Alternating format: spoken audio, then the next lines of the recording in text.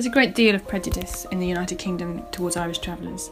You hear stories all the time about how dirty they are, how they leave conditions in terrible places, how unpleasant they are, and they were nothing like that. None of those stereotypes ever fitted.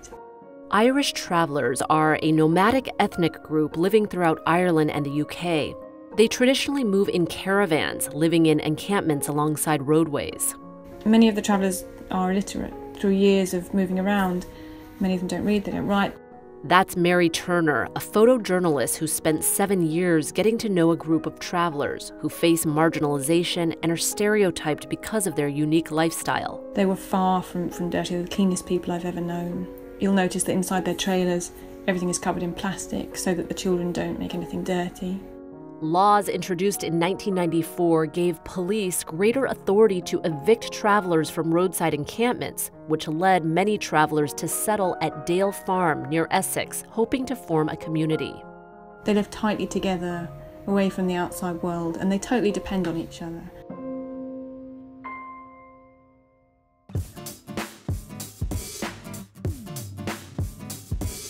Their weddings, Christmas celebrations, Holy Communions, these celebrations will go on for days. At a wedding, there are no invites, it's just whoever wants to come. They're really amazing occasions, but it's also one of the most important days in a traveller girl's life. In 2011, after a dispute over planning permissions, the families at Dale Farm were evicted, resulting in the displacement of 80 traveller families and 45 arrests.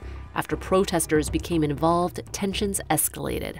The eviction was particularly brutal. Riot police came pouring down the hill behind the site, started tearing down walls, screaming, shouting, and I remember my friends, children, standing there in tears. Just in their own country, I think, feeling something that I never expected to witness.